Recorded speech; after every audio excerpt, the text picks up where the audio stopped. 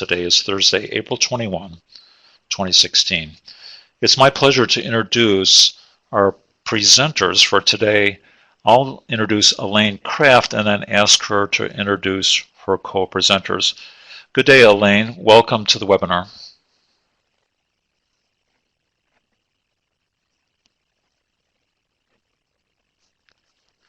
Elaine, I'm not hearing your audio yet. Thank you, Mike. There you go. I appreciate the introduction. Thank you. Hello, everyone. I'm Elaine Kraft, Principal Investigator for the Mentor Connect project. Thank you for joining us today. Today's webinar is designed to guide you through the preparation of forms associated with submission of an NSF grant proposal. While these forms are not unique to the NSF ATE program, some of the instructions for how you should complete the forms are specific to ATE. Our goal is to help you prepare competitive grant proposals and avoid common mistakes as you prepare and submit your proposal. The Mentor Connect team will provide guidance for completing the required forms, but please be reminded that we are not speaking on behalf of the National Science Foundation. The opinions we express are our own. We will share information from NSF publications as well as from our own experience and from having made all of the mistakes ourselves before getting it right. Joining me today are my friends and colleagues Ellen Haas and Charlotte Forrest. Ellen is co-principal investigator for the Mentor Connect project, and Charlotte is a co-principal investigator for the project too, and she also serves as project manager. The Mentor Connect team collectively has many years of experience completing the forms we will be discussing with you today. Now, we'd like to know how many people are with us today. You have logged in, and we have the names of the people that have logged in, but we're curious to know if there are other people in the room with you. So using the chat box feature that Mike described, just type in how many people are in the room with you. If you're alone, it'll be one, or you may have a group.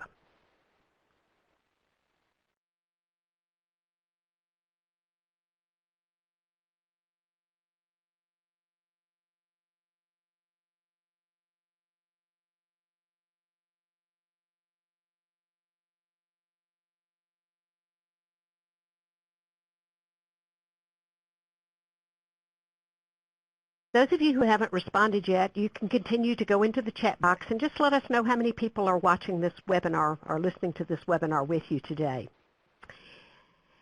Next, I want to tell you a little bit about an overview of what we'll be discussing today.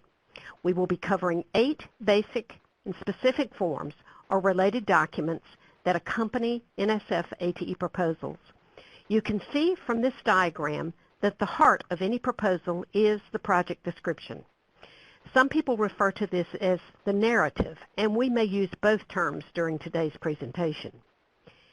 The project summary, which you see, let's see if I can use this little arrow thing here to point to things. Well, let's see. There. The project summary is your elevator speech. This is a short one-page addition to your project that describes it, and Ellen Haas will be telling you a little bit more about that later. Also, there are 2 important forms that we will not be talking about today. One is the budget, and the other is the budget justification. These are very important documents, of course, but we covered them separately in a February 18th webinar this year. Both the webinar recording and a tutorial derived from the webinar are available on the Mentor Connect website. Charlotte will tell you more about how to access Mentor Connect resources later in the program. So, what are we going to be discussing today? We're going to talk about the cover sheet, the project data form, biographical sketches, current and pending support forms, facilities and other resources, references cited, data management plan, and supplemental documents, which are somewhat like appendices to a proposal. Each item serves a specific purpose. We will walk you through each one and help you understand what is required. Our desire is to help you better understand these forms and how to avoid some of the errors frequently seen by program officers and reviewers. The bottom line is that careful preparation of forms contributes to a proposal that is more competitive overall. I thought an example might help you understand why forms are not a trivial part of your grant proposal. The numbers in this example are from an actual proposal that was submitted to NSF in October 2014. The full proposal was 86 pages long. Of those 86 pages, you can see that the project description or narrative was 15 pages, which is the maximum allowed for a project description. And then there is a one-page project summary, and it's limited to one page. Next, you have a budget, and the budget forms consist of a form you submit for each year of the project, and then Fastlane automatically generates a one-page cumulative budget for all years of the project. This results in a 4-page budget for a 3-year project. Now, you also have a budget justification, and that's limited to 3 pages. Yours may not be a full 3 pages, but that's the most you could have, and we did have 3 pages for this particular proposal. So, what is left of this entire proposal is 63 pages of, you guessed it, forms. That's 73% of the proposal. Used in this example was made up of forms, and your proposal will not be radically different. Wow, that's a lot of pages of forms. So one piece of advice we have for you today is to get started on these forms right away. They take some time and need to be prepared thoughtfully. Okay, Mike, let's poll the audience. I'm going to let you do this using your polling mechanism so that we get a feel for our Mentor Connect participants in today's webinar. Thank you, Elaine. So you can see the question, are you now or have you been a Mentor Connect participant? And that means either a mentor, a faculty team, or other college personnel. And you can see people are responding very quickly to our poll. It's a simple question, folks. Just go ahead and answer yes or no. Elaine, so far the no's are ahead of the actual Mentor Connect participants. That's interesting because I know there's a lot of interest in this topic. Let's give people just another moment to respond here. We're catching up with the yeses. Sort of fun watching these live polls. That's stable now. Elaine, you can see that you have a slight favoring of those who have not been an actual Mentor Connect participant, at least up until now. Thanks, Mike. This is terrific. I do recognize many of your names on the participant list, both friends within the Mentor Connect project and others in the ATE community. And that is our goal. It is to help as many people as we possibly can to prepare and submit competitive grant proposals. And we're very excited to have all of you participating. If you're not already working directly with Mentor Connect, to learn how to develop good, fundable projects and increase the competitiveness of your NSF ATE proposal, we encourage you to investigate this opportunity. At the end of the webinar, Charlotte will share information about opportunities to get involved and the resources Mentor Connect provides that are available to everyone. Speaking of Charlotte, I will now turn the program over to her to get us started. Welcome, Elaine, Charlotte. just go click on your pointer to turn it off there. See in the upper frame. Is that, yeah, that's it. Good, thank you. Go ahead, Charlotte. Awesome. Thank you, and hello, everyone. To kick off, we're going to go right into this because we have lots and lots of information to share regarding forms. And to start that off, the first thing that I want to do is to introduce you to 2 valuable resources that you will need to refer to over and over again during the proposal writing and preparation process. These two resources are the Advanced Technological Education, or ATE, Program Solicitation. That's indicated by the star there. And the Grant Proposal Guide, which you'll hear a lot of ATE folks call the GPG, which is the acronym.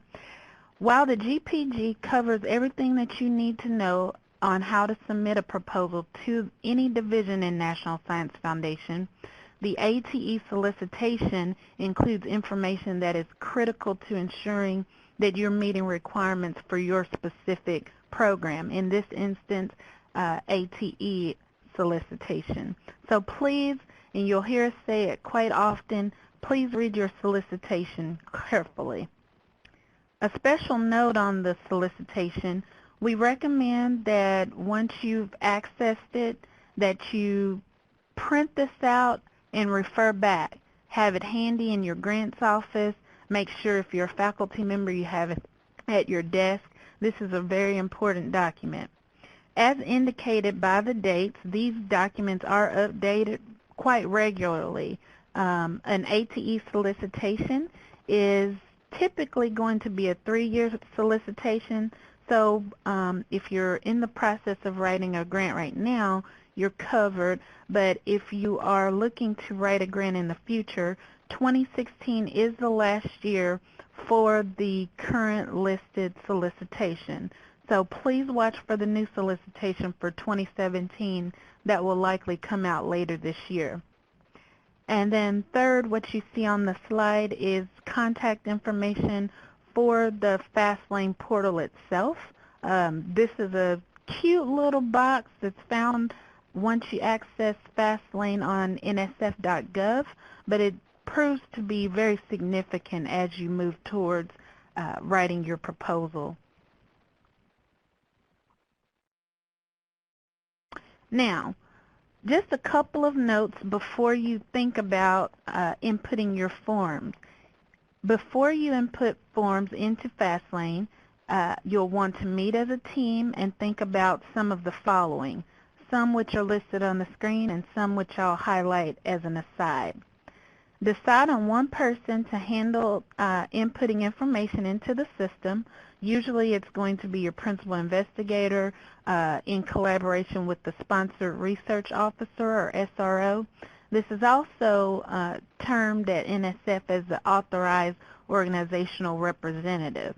So you always want to make sure that you're cross-checking and signing off for completeness before you submit the proposal. You will need to register your institution within Fastlane, where you will then get a Fastlane ID. You'll need to identify who your sponsored research officer or authorized personnel at your college providing approval for the forms. Decide who that will be very early. And then note that you can park items into Fastlane, and the proposal is not final until you hit submit. And you actually have to go through that process twice of submitting, so please keep in mind that you can go ahead and get things done early.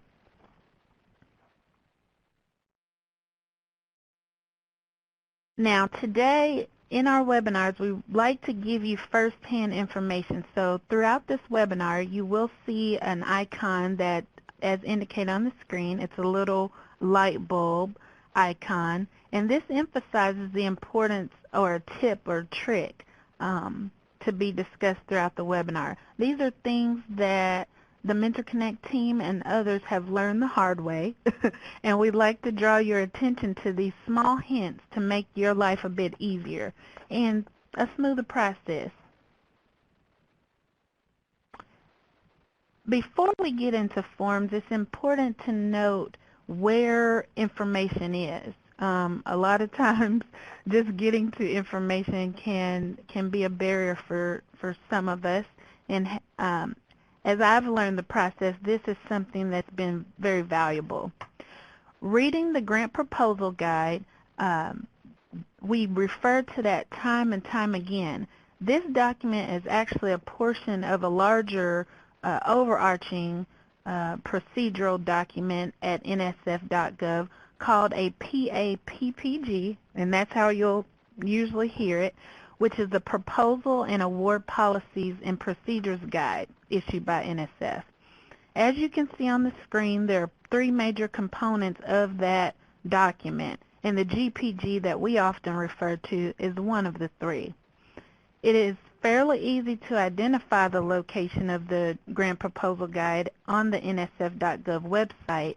However, we think one of the easiest ways to find it is to type in GPG into the search box once you arrive on the website. Accessing this information on the website gives you information, and you make sure that that information is the most recent. As I said, this information is updated all the time, so you want to make sure that you're accessing the most recent information. All pertinent requirements are indexed in the Grant Proposal Guide, and there are five major components as indicated on the screen.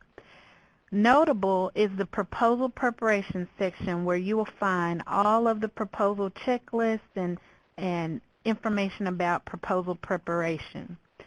Reading the fine print within the Grant Proposal Guide has never been more important than it is now, so please take note.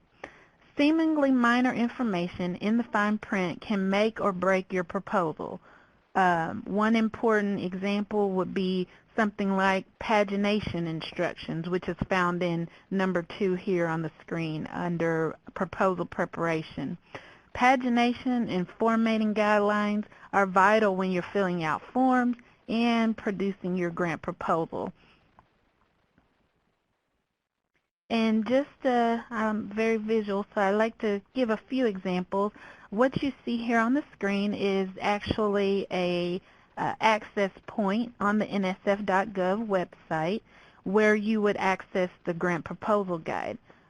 You'll notice that there are a few different ways to access this document, and I'll show you just a few examples to get you started. The HTML version is pictured here.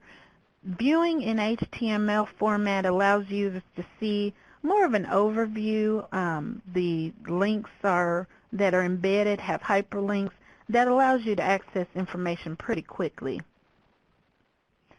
So really, I like it because you get a full outline.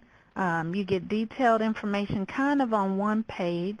And then, like I said, those hyperlinks that you saw are live. The PDF version, just a note, I always like to keep a copy in PDF or on a USB. And of course, on our website and others, they provide access directly to the PDF of the proposal guide itself. I also recommend that you bookmark this page. Again, it's all in line with your preferences, but the PDF is one of my favorites because you can bookmark the pages. You're able to skip to pertinent topics, and there's a nice breadcrumb that takes you through the table of contents. Thank goodness for technology, huh? So with all that being said, having the solicitation and this grant proposal guide at your fingertips will save you time and energy while writing your proposal. There are other tools as well. For example, Mentor Connect and Evaluate. Some projects and centers within the ATE program have made shortcut checklists for you. So one of those is a grant preparation checklist. So please reference those type of materials as well to help you navigate this surplus of information.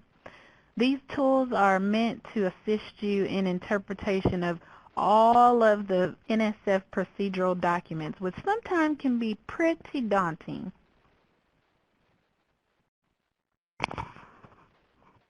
At this point, we want to get into forms, what it looks like, kind of a step-by-step look at how to access everything that you need.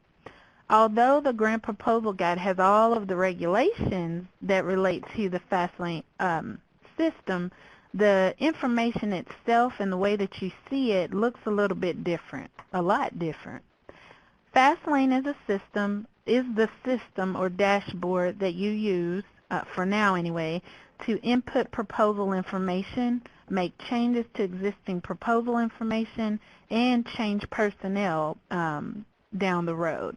In the near future, research.gov will become a repository for all information and preferred entry of NSF grant proposals. But again, at this time, we emphasize the ease of use for Fastlane for a number of reasons. Some of those, a couple of the reasons, using the Fastlane system, you're able to input all of your data at one time in line with our ATE solicitation. Whereas if you use other dashboards, you would have to input documents pertinent to the ATE program separately. So both systems can be used, but we are giving instruction based on use in Fastlane. Once you enter data, it will look quite different in a hard copy form or PDF form outside of the Fastlane system. For the purposes of form completion, we think it's more helpful for you to see screenshots of exactly where you'll be entering the information and also how it might look once it's print ready. You'll be clicking the Go, and I'm going to pull down the pointer here if I can. All right, here we go. You'll click the Go buttons as you go through the dashboard. One note, you see the two blue arrows here. These are items that are pertinent to ATE. There are several that you do not need to worry about 9 times out of 10 if you're new to ATE and getting proposals submitted for the first time. Some of those that you will not need to worry about, but you probably want to know what they are, include the mentoring plan. This is applicable only to proposals that include graduate students in the budget, and it's not generally applicable to the NSF ATE proposals. Another is the additional single copies document. This is an option primarily used for research universities when proposals contain things that are proprietary or things that are considered privileged information. ATE proposals are not likely to include these. Another one is suggested reviewers.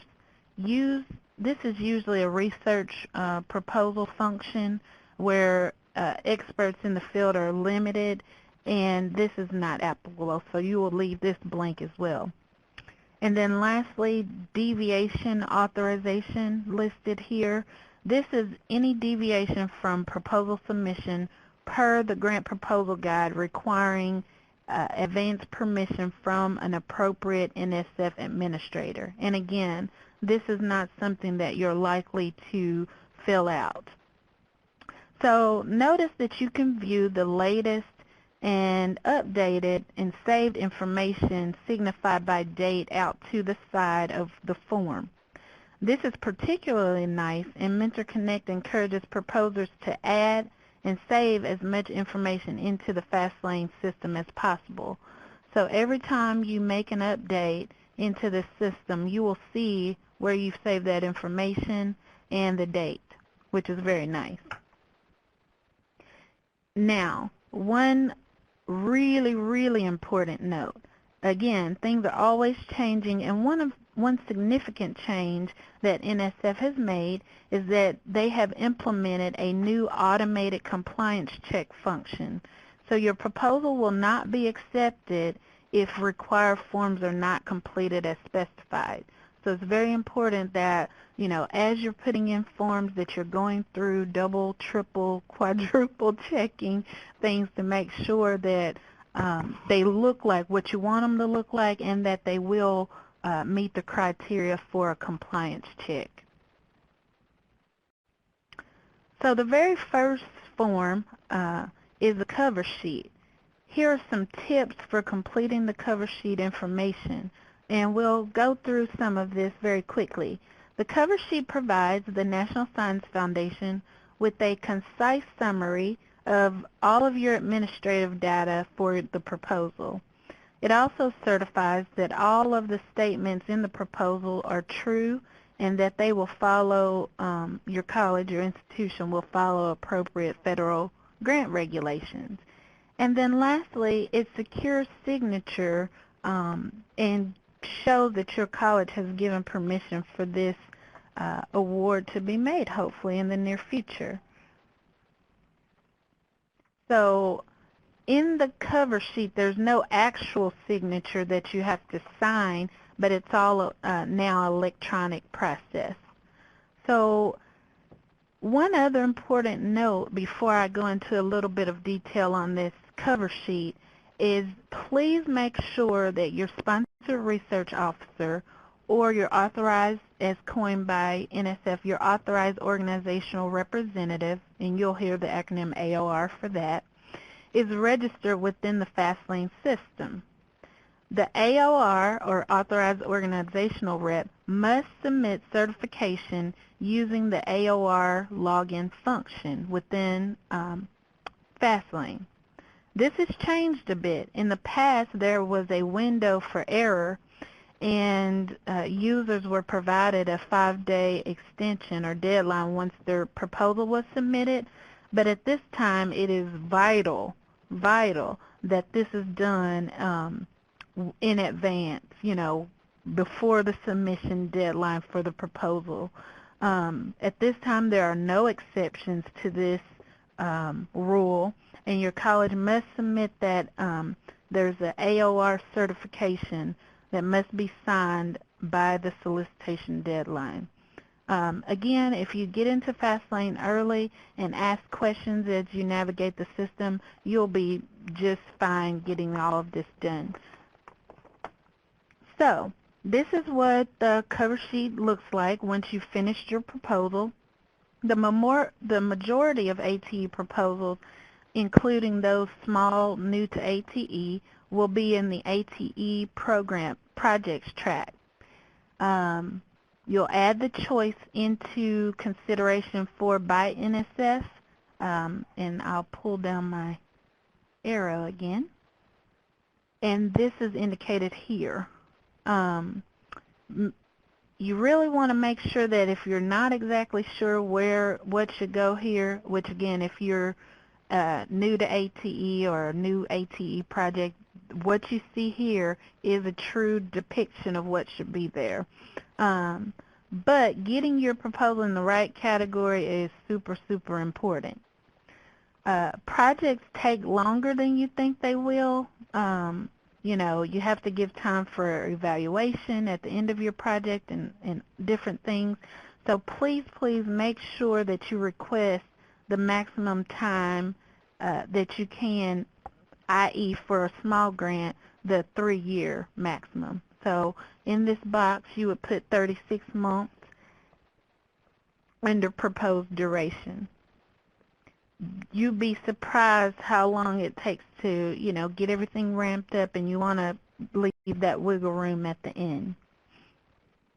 Similarly, it's also important that the amount that you request is accurate and appropriate for this particular track.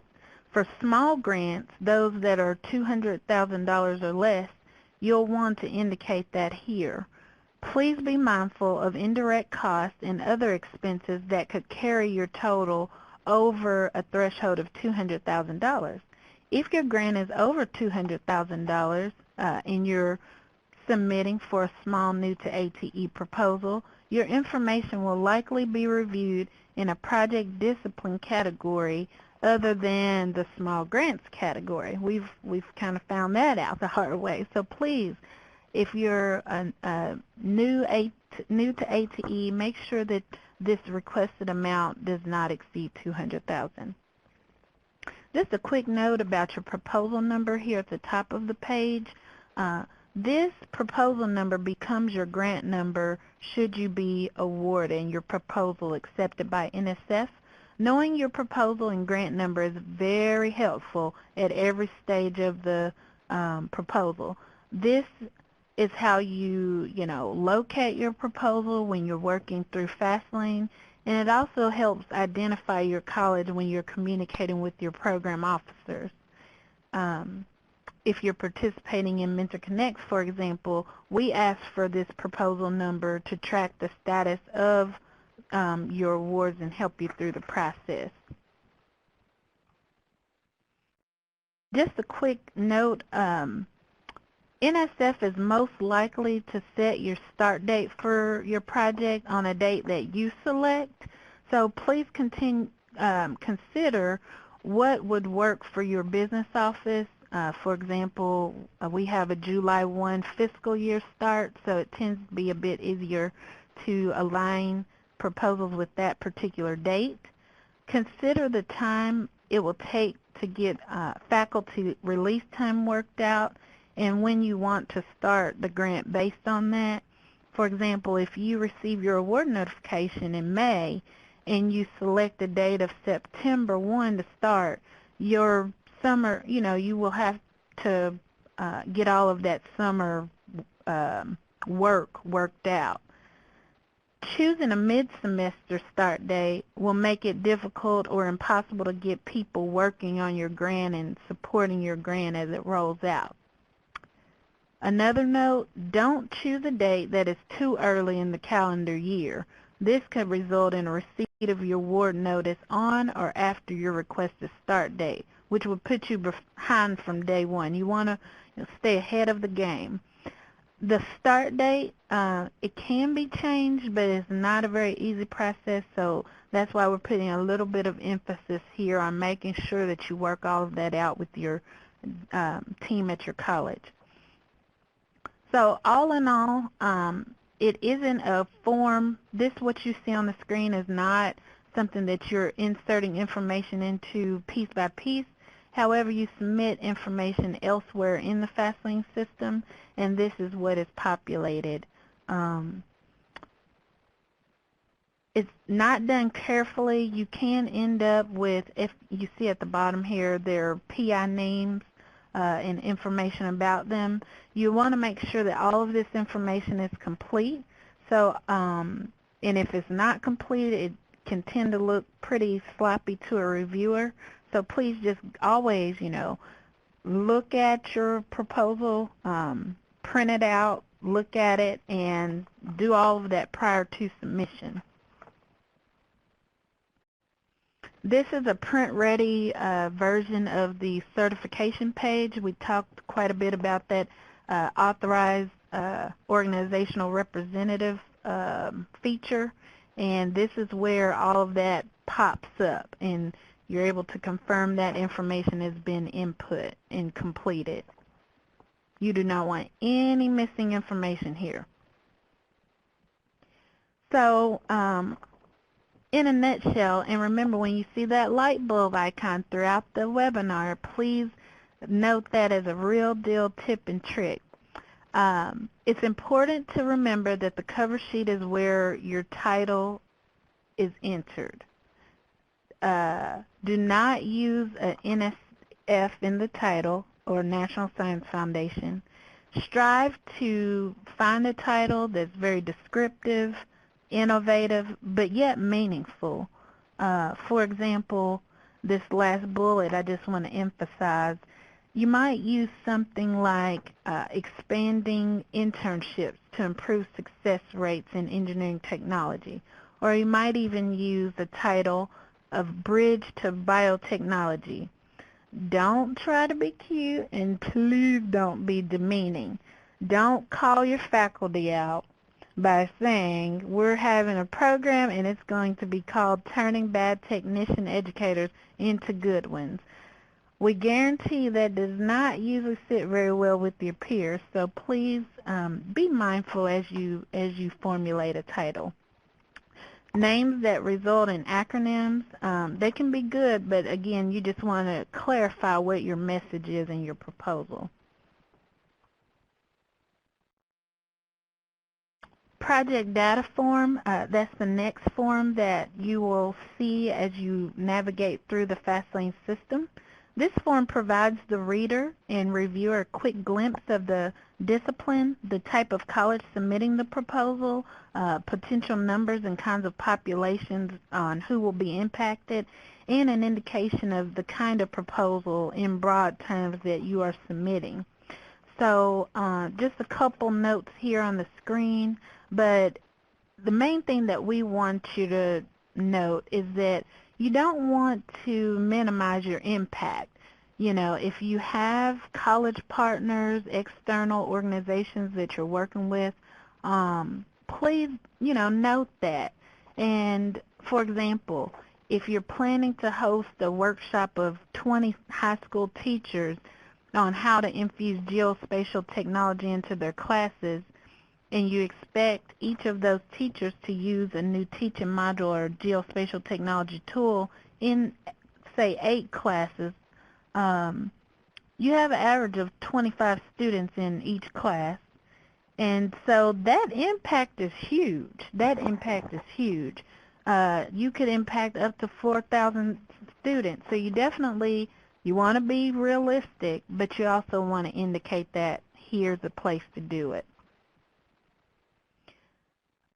One of the things that we want to point out is if a reviewer divides the amount of money being requested by the number of folks that you put here, how will that make your project look? Will it look like a good investment? Is this something that you would fund? Think about those things as you're calculating, your budget and going through this process.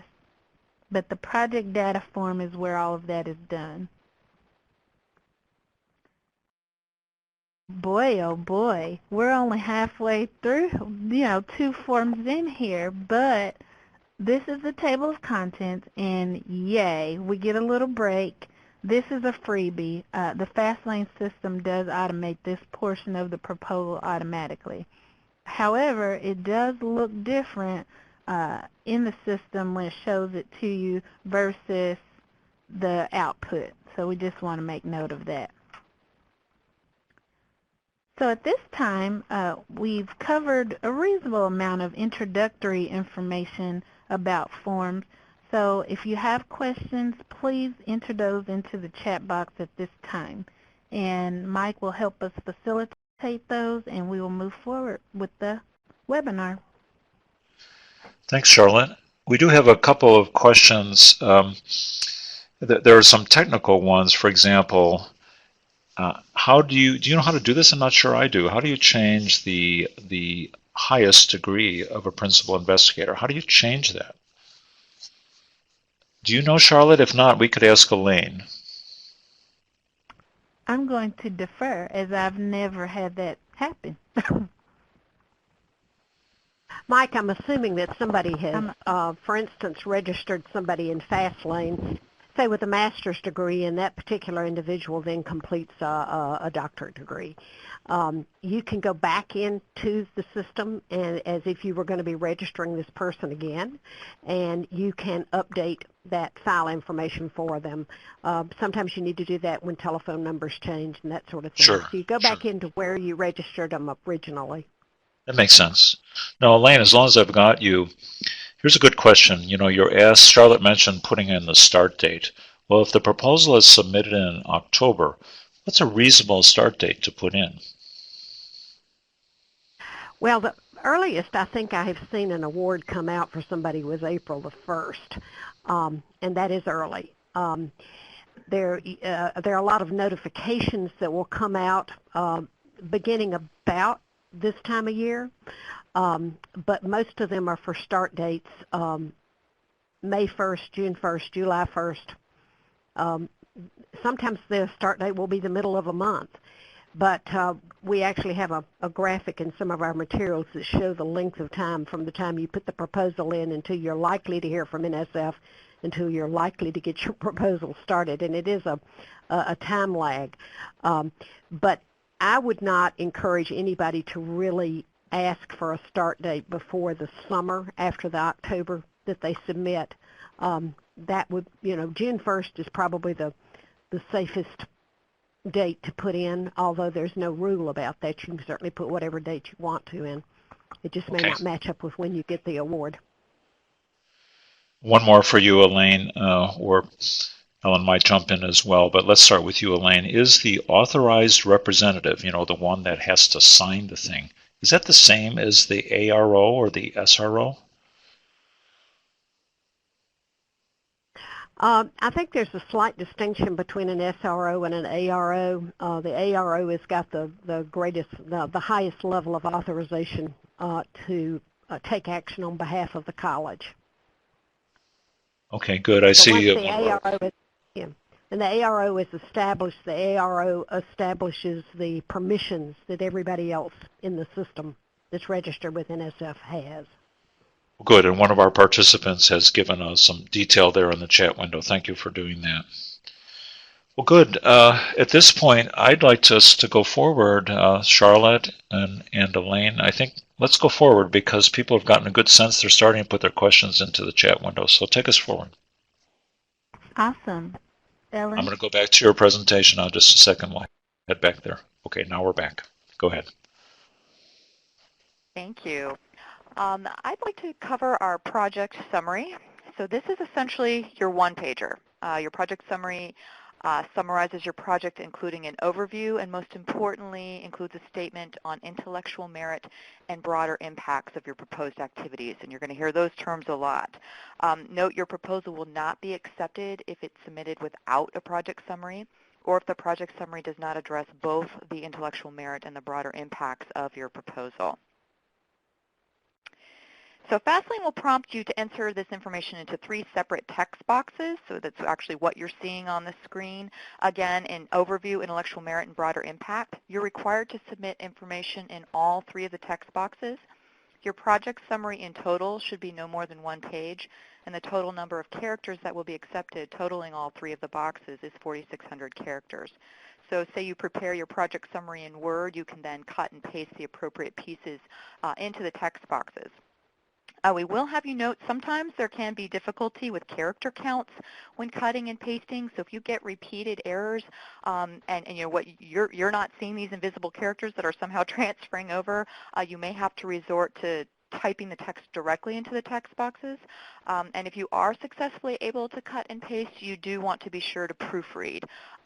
Sometimes characters can convert to strange characters. Possessives are an example. Apostrophes can sometimes translate into these bizarre characters. So you're going to want to go through and just make sure everything is how you want it, and you can edit in the text box itself, or if you are having extreme issues cutting and pasting, you may in fact have to type in.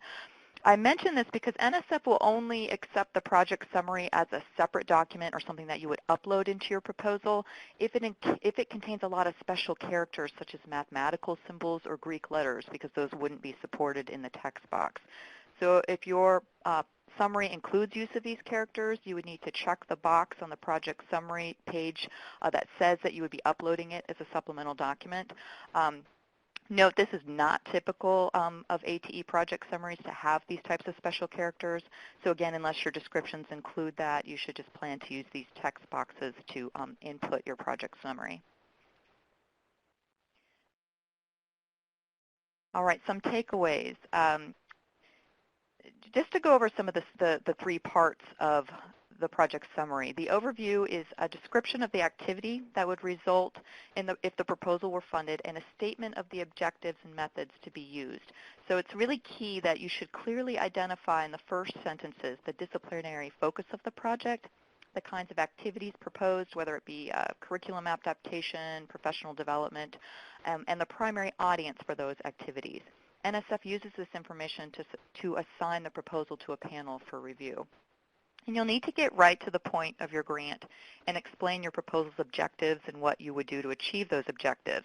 As a general rule, you don't want to use this summary space for building a rationale for your project or going into great detail about your college's community environment or stating the amount of money you're requesting. It should be a concise overview. Consider it your elevator speech, as it indicates here on the slide. So if this is all someone reads about your project, they should be able to understand what you're trying to do and your desired outcomes. And when addressing intellectual merit and broader impacts, Be sure that you understand what NSF means by those terms by studying the criteria provided in the request for proposals and the grants proposal guide, which Charlotte showed you where they are and how they'll become your bedside reading. You do not have to address all of the criteria listed by NSF in the ATE program, but you should plan to align with at least some of what has been provided to you as prospective grantees. So the statement on intellectual merit broadly should describe the potential of the proposed activities to advance knowledge, and the statement on broader impacts should describe the potential of the activities to benefit society. And the ATE request for proposals helps to refine this criteria in a specific section on merit review principles and criteria. So examples of questions that you can address in your proposals taken straight from the RFP include around intellectual merit. Does the project have the potential for improving student learning in science or engineering technician education? Are the goals, objectives, and outcomes and the plans and procedures for achieving them worthwhile, well-developed, and realistic? Under broader impacts, you'll see questions that can be addressed, such as has an assessment of workforce needs for technicians been conducted? Does the project work with employers to address their current and future needs for technicians? Are other educational institutions involved in project activities? Does the project promote diversity in the technical workforce? So I mention these to call your attention specifically to that section of the RFP. You'll want to pay close attention to them when crafting your intellectual merit and your broader impact statements. Now I'll turn over to the project description. So this is the heart of your proposal. This is where you get to include all the information. It should provide a clear statement of the work and the activities that you are seeking to undertake. It should address what you want to do, why you want to do it, how you plan to do it, how you'll know if you're successful, and what the benefits and impacts will result from a successful project. So that means including information on the project's motivating rationale, goals, objectives, deliverables, and activities, as well as a timeline, a management plan, covering the roles and responsibilities of all senior personnel, a plan for sustainability after the NSF funding ends, an evaluation plan, and a dissemination plan. And all of this in 15 pages. You'll want to, again, pay close attention to addressing intellectual merit and broader impact, that review criteria that I just talked about. And note that in your project description, you must include, it's required that you include a separate section labeled broader impacts, where you can address the broader impacts of your proposed work within the project description. So some examples of potential outcomes of broader impacts might include reaching women and underrepresented minorities in STEM, improving STEM education at a particular level, and increased partnerships with business and industry. On the screen is the actual form, if you will, in Fastlane for project descriptions, as you would be uploading your project description into Fastlane as a PDF or in a variety of word processor files that Fastlane will then convert into PDF. And you do want to double check your upload once it is in Fastlane to make sure there were no conversion issues. And it'll ask you to do that and to accept the document. So here are a few tips in preparing your project description. Some of these may seem like no-brainers, but they're actually really crucial to the success of your proposal. You will want to pay attention to font size and layout and the overall length of your document. The length of the project description, as I've said, must fit into 15 pages with 1-inch margins on all sides. So once uploaded, again, it's a good idea to check that you do not exceed this amount. While the grant proposal guide allows for a minimum font of 10-point in specific fonts such as Arial or Courier, Mentor Connect recommends that you use an 11 or 12-point standard font to ensure readability. So if you use Times New Roman, the GPG requires an 11-point font. Use section headings, bullets, or charts to ensure a clear proposal and readability. Do note that any visuals you use must be included in the 15-page limitation. And do keep in mind your reviewers. Your reviewers may have a stack of proposals to read, and you may be the last one they're reading late at night.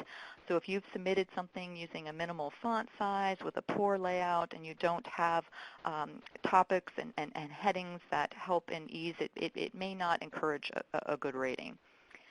As another point on formatting, do not use automated endnotes. You can number your references and then list them in a separate reference section.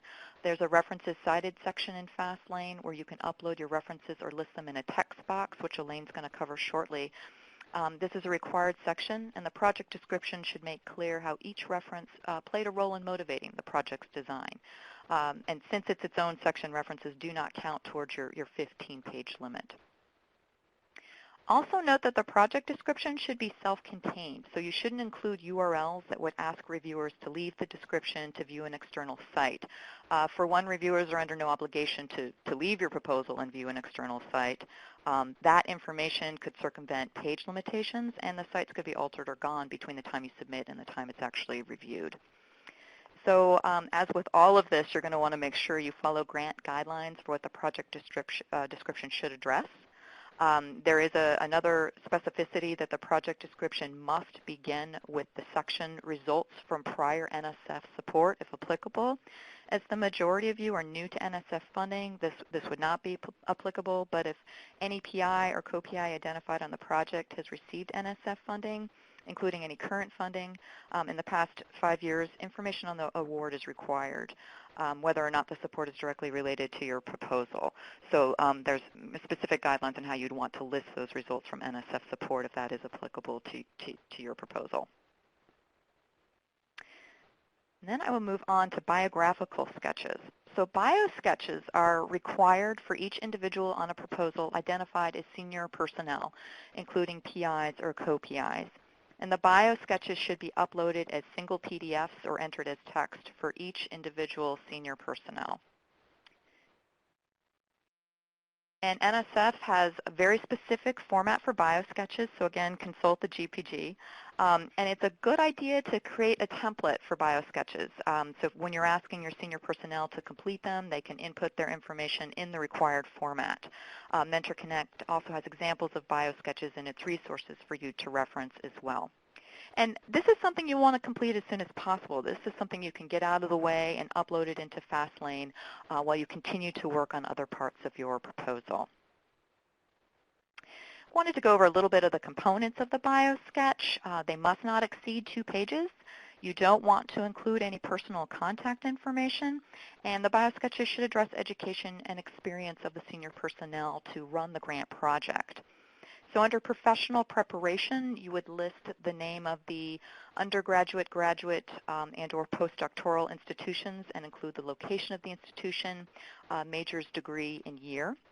Under appointments, you would list in reverse chronological order all of the individual's academic and professional appointments beginning with current employment. And under products or publications, you would include a list of up to 5 products that most closely relate to the proposed project that are citable, such as publications or data sets. The list must include full citation information. If your product section only includes publications, you can change the heading from products to publications. And if you do not have products or publications, that is okay. This Biosketch format was created to also serve the needs of the research community applying for NSF funding, so it's okay if you don't have anything to list in this section. And synergistic activities. So this is a list of up to 5 activities that demonstrate the broader impact of the individual's professional or scholarly activities as it relates to program activities being suggested by the proposal. So this is a place to demonstrate skills and assets the individual holds. Some examples of things to include in this category might be innovations in teaching and training, development of curriculum materials, broadening the participation of groups underrepresented in STEM, and service to the scientific engineering community outside of the individual's immediate organization. Specific examples might be if you've worked as a subrecipient of an ATE Centers grant, or you're working with other ATE projects as primary partners, individual memberships in professional societies if it relates to proposed grant activities, or serving in advisory roles. And with that, I think I am now turning it over to Elaine to talk to you about current and pending support forms.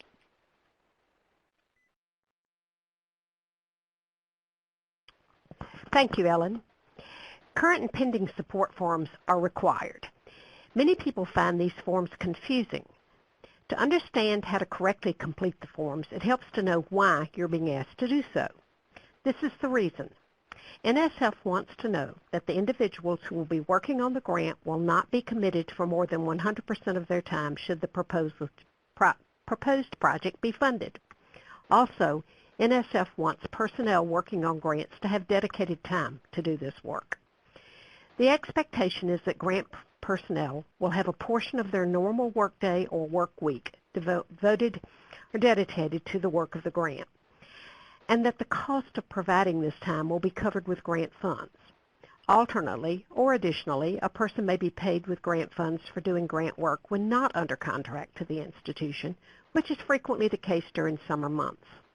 We will talk more about this issue, we talked more about this issue in our budget webinar in February, and you can refer to that information for more detail. For now, just keep in mind that as you complete your current and pending support forms, NSF will not allow a person to have more than 100% or 12 person months committed if he or she serves in a PI, co-PI, or senior personnel role for a funded project.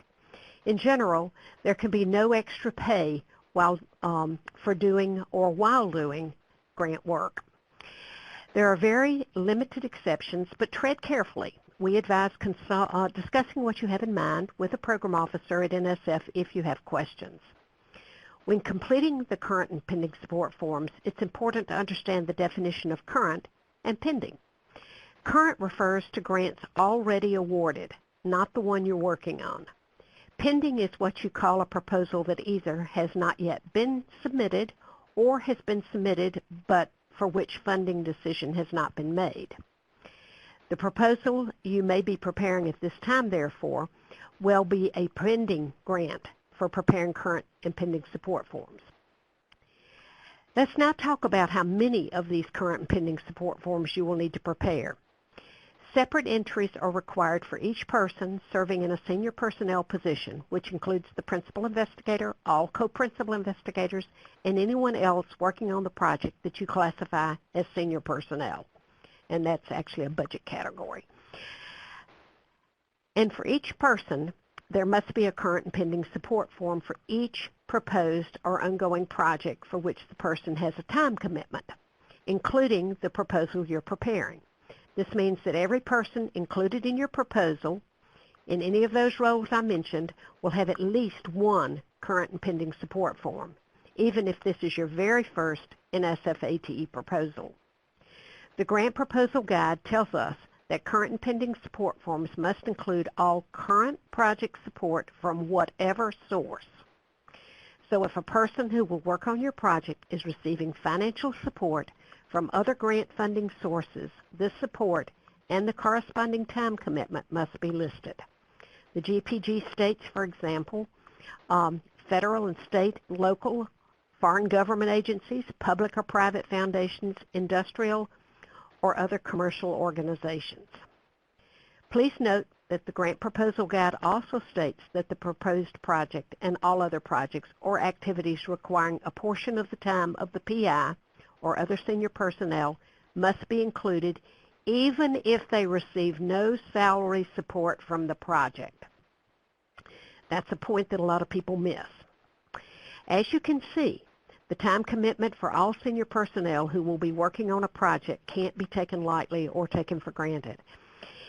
If this is your first grant, you may have only one current pending support form for each person serving in these leadership roles, principal investigator, senior personnel, so forth. However, check to make sure that these individuals are not working on other funded projects, such as Department of Labor grants, state-funded grants, or foundation-funded grants that will need to be reported. Now let's talk about the information that you will need to supply on the current and pending support forms.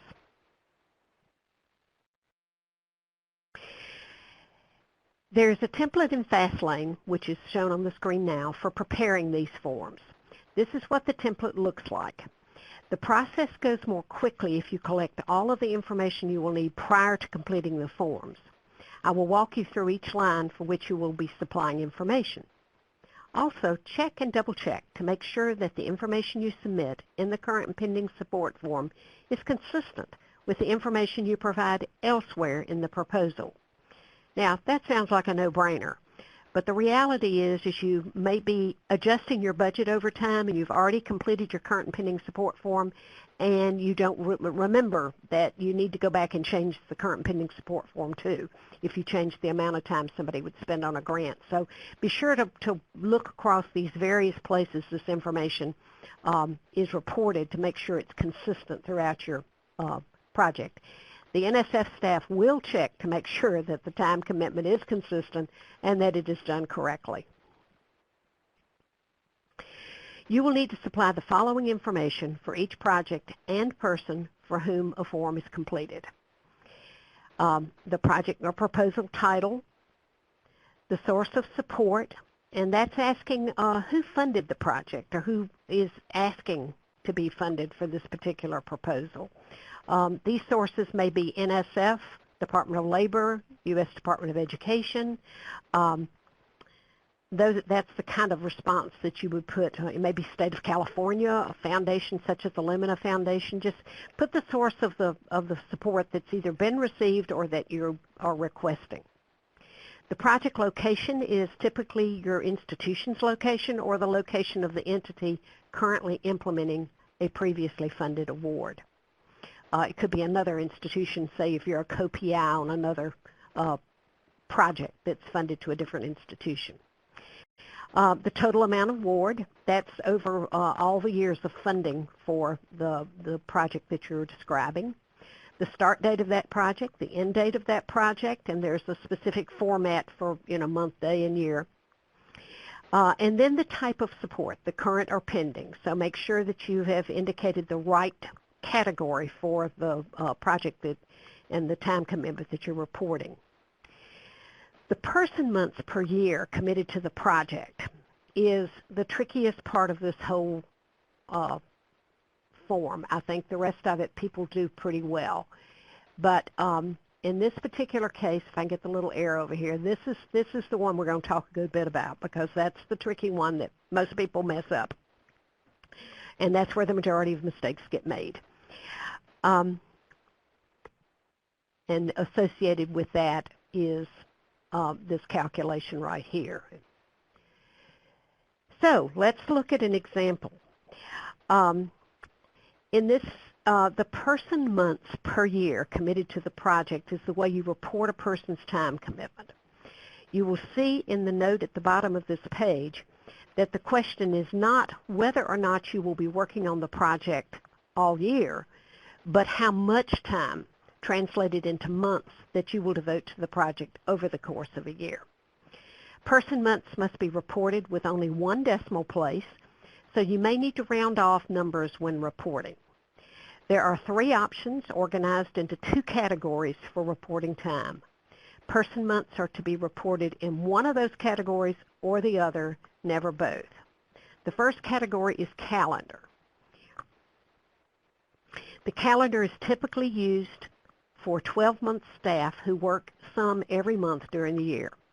Person months reported in this category are most often associated with salaried personnel who work a percentage of time, such as 10% or 30%, throughout the 12-month calendar year. The second category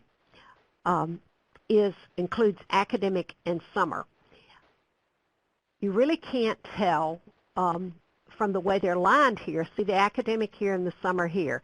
Those two actually go together, and you use those for faculty. But it's, like I said, that's not obvious on the form. Faculty typically work on academic year contracts, and some faculty also work during summer. On a summer contract. So the academic and summer boxes are provided to report this time in person months. To determine the person months for faculty requires some calculation unless the person is being supported 100% by a grant. Since this reporting of person months on current and pending support forms and on budgets is very often done incorrectly, let's dig a little deeper and go through a couple of examples. In the first example, we have a 12-month employee who dedicates 10% of his or her time to grant work. The number you should put in the current pending support form is 1.2 calendar months, which is abbreviated CAL, which is 10% of 12 months. Notice that you report time in months and using only one decimal place. If you have made an entry in the calendar box, leave the other two boxes blank. Fight the urge to put numbers in all three boxes. You will never need to put numbers in all three boxes.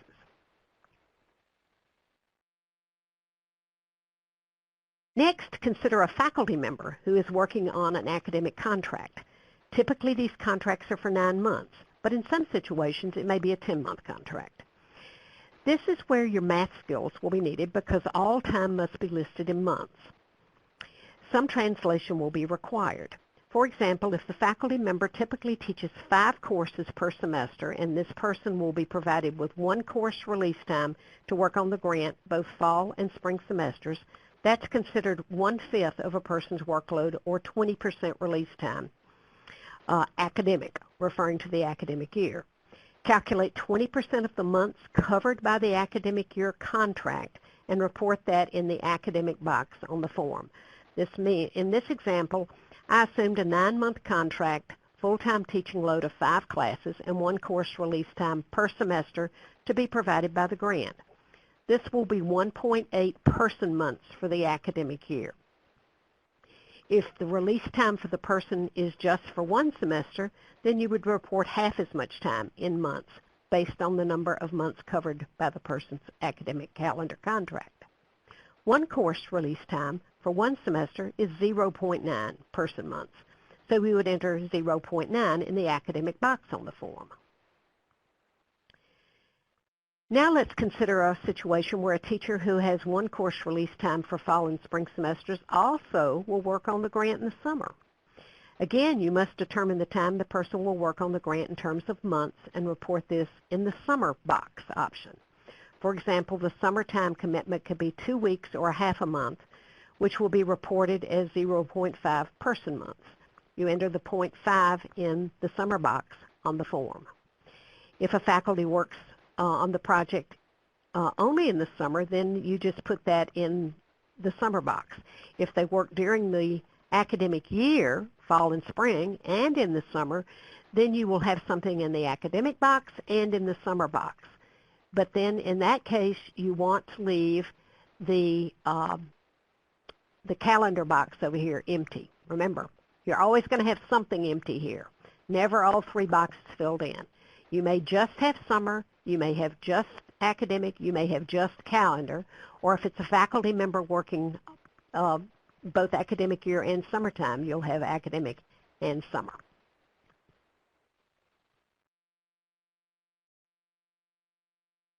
Now, what does this current and pending support form look like once you get it finished? Fastlane, after you enter into that form I showed you, produces a form that looks like this example. In this case, I pulled one for the Mentor Connect co-principal investigator, Dennis Faber. When we submitted this particular current and pending support form, he was currently working on the first Mentor Connect project.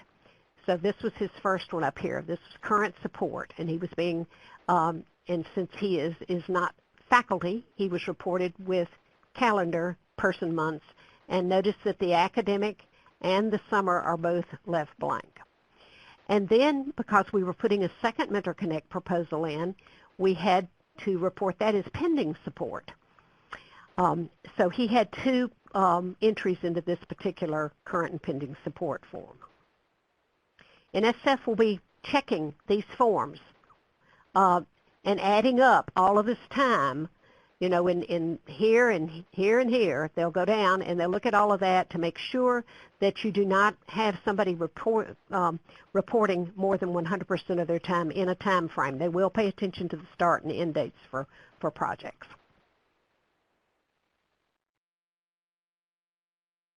Okay, just a few quick takeaways from this particular activity. You want to check the right time allocation type reported by calendar year or month. And I've emphasized that a lot. Don't put something in all 3 boxes. Please note this second item, that faculty time is limited to 2 months. That information does appear in some NSF documents, but does not apply to the ATE program. That's one important distinction of the ATE program, that your faculty time on grants is not limited to 2 months of summertime. And reviewers and program officers really like to see a realistic time and budget allocations for those that are working on a project. They don't want to see a lot of work and too little time, and they don't want to see too little work and a lot of time that you're asking for budget support for. Now let's talk about the Facilities, Equipment, and Other Resources form. This form provides an opportunity to explain the infrastructure, laboratories, equipment at your institution, and perhaps at partner institutions that will be available to support the success of this project. You may also mention personnel as part of other resources with this form. It isn't necessary to describe all of the capabilities of the college. I think that's an error a lot of people make. They talk about all kinds of things that their college has that really don't apply to the project. This can be distracting to reviewers if the descriptions do not seem to have a bearing on the project that has been proposed. The NSF instructions state that in order for NSF and its reviewers to assess the scope of the proposed project, all organizational resources necessary for and available to a project must be described in this particular form. The NSF Grant Proposal Guide also states that proposers should include an aggregated description of internal and external resources, both physical and personnel, that the organization and its collaborators will provide to the project should it be funded. Such information must be provided in this section in lieu of other parts of the proposal, such as your budget justification or project description. The description should be narrative in nature and must not include any quantifiable financial information. Note that the instructions specifically tell you not to assign monetary value to the items listed and described on this form. If you have personnel who will devote time to the project but will not be included in the budget, this is a good place to include this information. The form offers the following categories for submitting information: laboratory, clinical, animal, computer, office, other, and major equipment. For ATE grants, clinical and animal categories are typically not applicable, and you may indicate this on the form as has been done in the example on the screen. So you see here that if you have something that is not applicable, oops, I lost my arrow. There it is. Just put not applicable, and that way you indicate to your reviewers that you haven't overlooked something.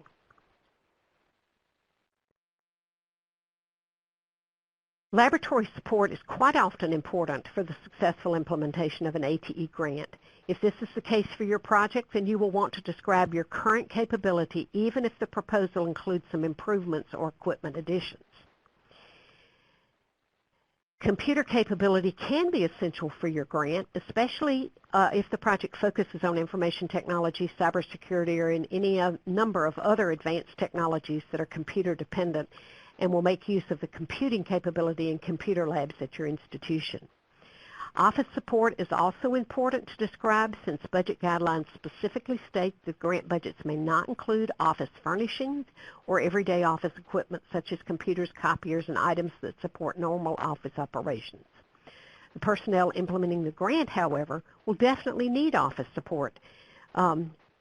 And so your institution, if the institution is providing dedicated office space or access to administrative support or similar, this is a good place to make a statement about this support. In the other section is where you can describe resources other than facilities and equipment, such as personnel support. For example, if you have internal talent that you have assembled to serve as an internal advisory committee, or perhaps you have a college recruiter lined up who will support the outreach activities of the grant, but will not receive compensation from the grant for doing so.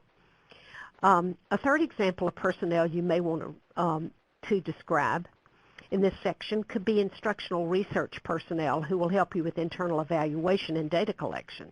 In other words, if somebody is donating time to the project, this is a good place to describe that donated time. Just make sure you don't assign any monetary value to it.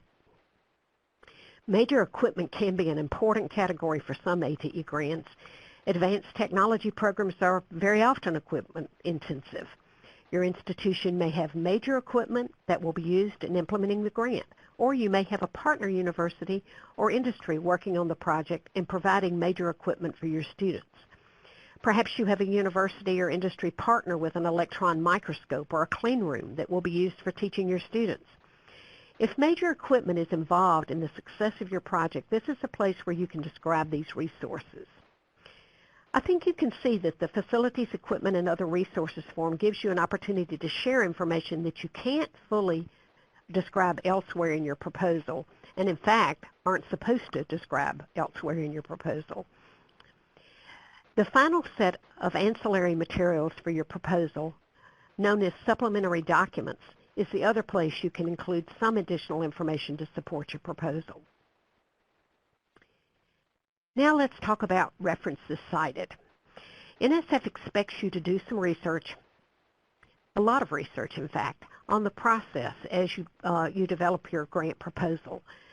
Like most funding sources, they encourage the use of research-based strategies and adaptation and implementation from previously funded NSF ATE or other funded projects. Your references indicate that you have investigated what others have done that worked. You will want to cite references that explain outcomes and led you to select a particular strategy, curriculum, teaching methodology, or other promising or proven approach to address the challenges in technician education. Reference citations are also essential for the data you provide in building your rationale. As you include information from your research, here is one tip to keep in mind. You will want to manually number your references throughout the project description and then prepare a separate document with citations that correspond to those numbers. The separate document will then be uploaded into Fastlane. References print out separately and do not count toward your 15-page project description, as Ellen noted earlier. You recall that I suggested that you manually number your references as you work. The reason for this is that if you use automated endnotes, your citations will automatically be included in your 15-page project description, and that's not where they belong. Now let's talk about the data management plan. Including a data management plan is a fairly recent requirement for ATE proposals. The requirement now is that proposals must include a supplementary document of no more than 2 pages labeled Data Management Plan. The supplement should describe how the proposal will conform to NSF policy on the dissemination and sharing of research results. In essence, NSF expects you to share the outcomes of your work, and timely publication of results is encouraged. However, there are considerations of privacy, confidentiality, intellectual property, and other rights. The data management plan provides an opportunity for you to describe the care that will be taken in this regard. NSF documents state that your data management should describe 1. The data examples, physical collections, software, curriculum materials, and other materials to be produced in the course of the project. Number 2, the standards to be used for data and metadata format and content. Number 3, policies for access and sharing, including provisions for appropriate protection of privacy, confidentiality, security, intellectual property, or other rights or requirements. 4, policies and provisions for reuse, redistribution, and production of derivatives. And finally, number 5, plans for archiving data, samples, and other research projects, and for the preservation of access to them. Well, some of this may sound like Greek to you, but it needs to not be that daunting. The intent is to outline the types of data and other materials or products that will be generated or collected by the project, how data will be stored, protected, and appropriately shared, and how what is generated by the project will be preserved during and beyond the project, and how others will be able to access these products. The data management plan will be reviewed as an integral part of the proposal, coming under intellectual merit or broader impacts, or both, as appropriate for the scientific community of relevance. As I mentioned, this is a relatively new requirement, and we're all still learning how to develop data management plans that will work for our projects and within our institutions. These plans do not need to be extensive, but they do need to address specific requirements and comply with the intent of this form. And here's an example of a data management plan that was prepared for a small grant for institutions new to ATE. As daunting as the instructions sound, the plan need not be more than a page and can't be more than 2 pages, so it's really not that extensive. So I encourage you to visit the link on the screen for additional guidance on how to develop your data management plan. Now I'll turn it over to Ellen, who will talk about other supplementary documents. Ellen? Thanks, Elaine. I'm going to go through this quickly because I know we have a lot of good questions in chat and we're getting short on time. And I will just mention if we don't get to your questions in chat, we will be answering them after the fact and sending out that information to you. So as Elaine mentioned, the only required supplemental documents are a data management plan, as Elaine covered, and then you also need to include a list of all of the known people aside from participants and students who will receive compensation from the project and their affiliation. And these would need to be uploaded, this list would need to be uploaded under other supplementary documents. So you need to provide a list of all the people receiving compensation from the project and their affiliations.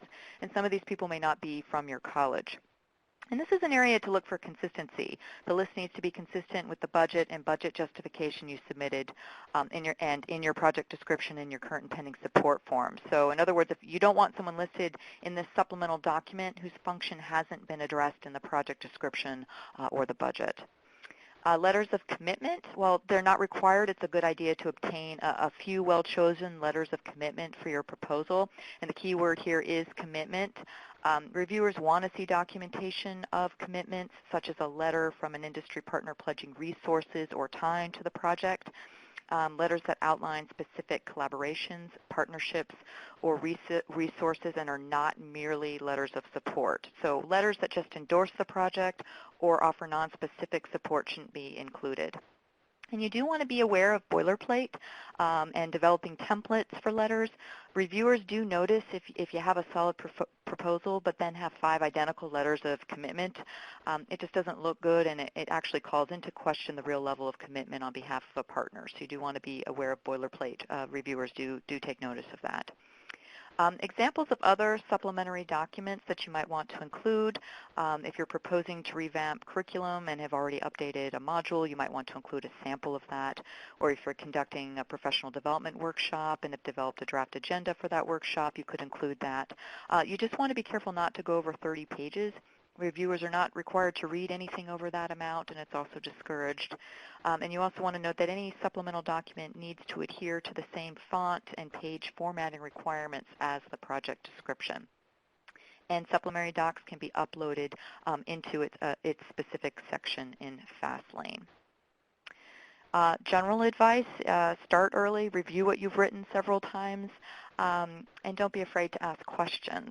And with that, I'll actually allow you to do so. So if Maytech wouldn't mind facilitating some questions, and then I believe Charlotte has a little bit of resources to go over before we end. Thanks very much, Ellen. Ellen, there is a question. These are always the tough ones about this cost-sharing business. Now, it was mentioned that the voluntary committed cost share, in the facilities form. I mean, how does that work with this cost sharing not prohibited? Can you sort of remind us of this cost share issue again? And we'll ask Elaine to join in too. But do you want to start, or should we start with Elaine? I think we should start with Elaine. I mean, as has been said, cost sharing is prohibited. So I'll ask Elaine to elaborate on that. Elaine, would you mind, how do you manage that when you get to the facilities side? Okay, well, the big thing is the dollar amount associated with what somebody's doing or with a piece of equipment.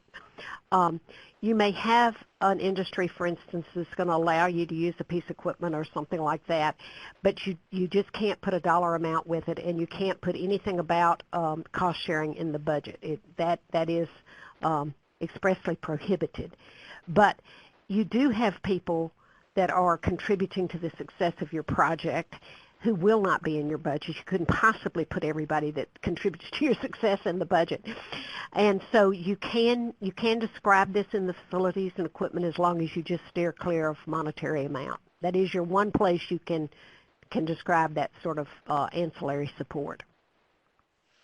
That's a good response. Thanks, Elaine. A related question, right? So now, how do you record? You've got a co-PI, right? That's not funded by the grant. Can you get? Or you have to get their current and pending in? You do, and how do you do it? Is it possible? Well, if you name them in the project as a co-PI, then yes. you will. They're going to be looking for current and pending support forms, a match to match for anybody that's in the budget in a senior personnel role. But if you've named them in the project and they're showing up on the cover page of your project as a PI, it will have to match up with a current and pending support form. And you don't have to indicate. You indicate they want to know what the time commitment is, even if they're not getting any money for it. Sure. And okay, good. Another related question, can you have an adjunct faculty member as a senior personnel?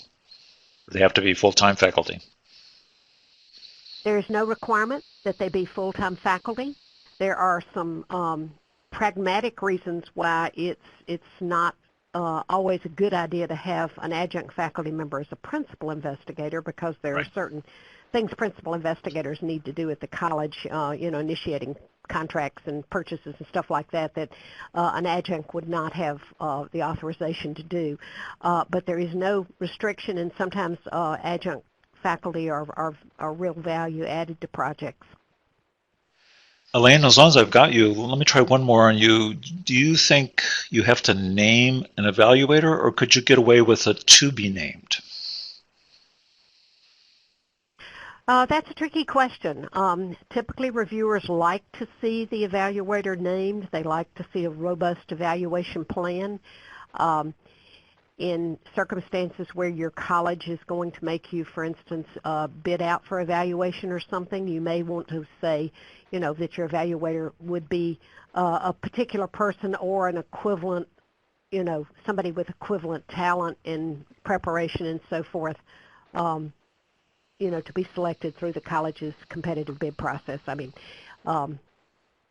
It really depends on how your college is, but the more information, the more specific you can be to show your reviewers that you've really given the evaluation a lot of thought, and that you have identified qualified evaluator, even if that may not be the person in the end that you get to contract with. That will make your proposal more competitive. I think you're right. That's a good answer. I know we're getting close to our time, and I do want to turn over to Charlotte now. We will take you up on answering some of these more detailed questions outside of this webinar format. Oh, but I've got one little one I have to ask Ellen. Ellen, can I use color in the proposal? Yes, you can use color, but you do want to be aware of how you're using color. If it's something when it's, some people may be printing it out or using it, seeing it on a screen. So you just want to make sure it's readable in both color and black and white. Sure, that makes sense. I couldn't resist asking that one. Yeah, go ahead, Ellen. Well, I might add to that be really careful about shading. Sometimes you put shading into colored shading to point things out, and do look at how that prints out in black and white. Sometimes it darkens something so much it makes it very hard to read. It actually answers one more question. Can you print from Fastlane and see how it looks? And you can, right? There's a print function in Fastlane. So that's correct. Right. Let's go ahead, Charlotte. Why don't you take us to project resources, and then we'll wrap up for today. Sure. Wow, such a information-rich webinar. And with that, we just want to share a few project resources as well as other ATE resources with you. Please visit our website. We're at www.mentor-connect.org. And there we do have a resource library that is available and specific to helping those who are in the grant proposal writing process for ATE. For example, there you will find, if you click on Visit Our Library off of the home page, you will have access to samples, templates, and FAQs, and many more things. A couple of examples, we've done a budget webinar, but we do have a couple of budget templates available. NSF used to have a form called the 1030, and it's really nice to kind of play with and input your data. And then also things like current and pending support templates, things like that are available. Of course, these are not all of the resources, and the ATE community has a plethora. You can go to evaluate.org for all of your evaluation questions and needs, and then atecentral.net is also a hub for all things ATE. Lots of faculty development resources out there, so we just want to pinpoint those quickly. But really, if you have any questions, we encourage you to stay in contact with Mentor Connect. We have a number of ways by which you can reach us. Send us an email, visit us on Facebook, follow us on Twitter, and certainly, pardon me, check out our YouTube page where you'll find webinars such as this live one that you've attended today, and follow up with us, ask questions. We encourage you to use us. Should you have colleagues who've missed this production, please, slides, full presentation are available on all modes of communication. And on behalf of our project team, we'd like to thank you today for your participation, for your attention during this technical assistance webinar, and we hope to connect with you very soon. We'd also like to, as always, thank you, Mike and Maytech, for hosting us today, and we hope you have a wonderful day. And most importantly, we can't do this without the support of you all, so please take a moment and fill out our survey as we conclude the webinar. Thank you and have a wonderful day. Thank you, Charlotte. What I've just done is launched the survey. Oops, that doesn't seem like exactly the right question, so let me close that for a moment. That isn't the correct link here. It's going to take me a minute to redo that linkage, folks. So as you leave today, if the survey doesn't come up for you, we'll go ahead. Let me try it one more time.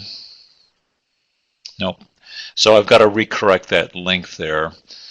And then we'll, if it doesn't come up in the next few minutes, we'll send out that link to you. So thanks everyone for your participation today. As you leave the room, I'll eventually get this survey link right up to you, and then we'll be ready to go. So hold on just one second. Here it comes.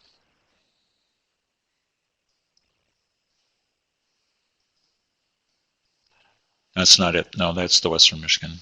I'm talking to my IT person to get this survey launched. Hold on just a second. Everyone, thanks for joining today.